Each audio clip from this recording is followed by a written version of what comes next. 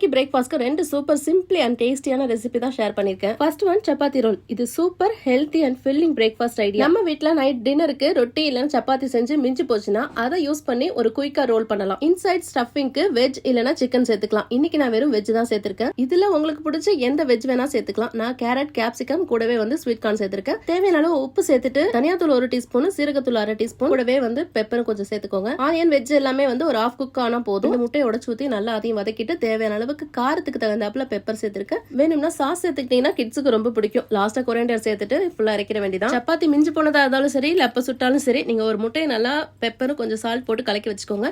சப்பாத்தி நல்லா வெந்ததுக்கு அப்புறம் ரெண்டு சைடுமே அந்த கலக்கின முட்டையை சேர்த்து நல்லா ஸ்ப்ரெட் பண்ணி விட்டு நல்லா சுட்டு எடுத்துட்டீங்கன்னா சூப்பரா சப்பாத்தி சாஃப்டாவும் ஆயிடும், சிங்கிறதுக்கும் நல்லா டேஸ்டா இருக்கும். இந்த மாதிரி சப்பாத்தி சுட்டு எடுத்துட்டு நம்ம செஞ்சு வச்ச ஃபில்லிங் இருக்குல்லையே அதை உள்ள வச்சுட்டு ஃபுல்லா ரோல் பண்ணிட்டு சர்வ் பண்ண வேண்டியதான். டிராவல் டிஃபன் பாக்ஸ்க்கு பெர்ஃபெக்ட்டா இருக்கும். கண்டிப்பா ட்ரை பண்ணி பாருங்க. Next pasta. இது அவ்வளோ ஹெல்த்தியான ரெசிபி எல்லாம் கிடையாது. மார்னிங்ல ஈஸியா ரெடி பண்ணவும் பிள்ளைங்களுக்கு பிடிச்சி சாப்பிடவும் எப்பயாச்சும் ஒரு தடவை கண்டிப்பா ட்ரை பண்ணுங்க. பாஸ்தாவை நல்லா சுடு தண்ணியில போட்டு நல்லா வேக வச்சு ஒரு பக்கம் வச்சுக்கோங்க. பேன்ல பட்டர் சேர்த்துட்டு ஒரு 3-4 பல்லு பூண்டு பல்ல நல்லா தட்டி போட்டுக்கோங்க. அது கூடவே கொஞ்சமா மிளகும் கடுகும் நல்லா நுணுக்கி போட்டுக்கோங்க. அந்த பட்டர் கூடவே ஒரு 2 டேபிள் ஸ்பூன் அளவுக்கு மைதா மாவும் சேர்த்து நல்லா மிக்ஸ் பண்ணி எடுத்துக்கோங்க. அது கூடவே நல்லா 1.5 கிளாஸ் அளவுக்கு பால் சேர்த்து நல்லா கொதிக்க வச்சீங்கன்னா ஒரு திக்கான கன்சிஸ்டன்சி வரும். அப்போ வேக வச்ச பாஸ்தாவை சேர்த்து நல்லா மிக்ஸ் பண்ணி விட்டு தேவையான அளவு பெப்பர் சேர்த்துட்டு தேவையான அளவு சால்ட்டும் சேர்த்துட்டு நல்லா மிக்ஸ் பண்ணிட்டு லாஸ்ட்ல கொரியாண்டர் சேர்த்துட்டு சர்வ் பண்ண வேண்டியது. இந்த 2 ரெசிபியும் ட்ரை பண்ணி பார்த்துட்டு ஃபீட்பேக்கை கமெண்ட்ல சொல்லுங்க. நெக்ஸ்ட் வீடியோ பார்க்கலாம். பாய்.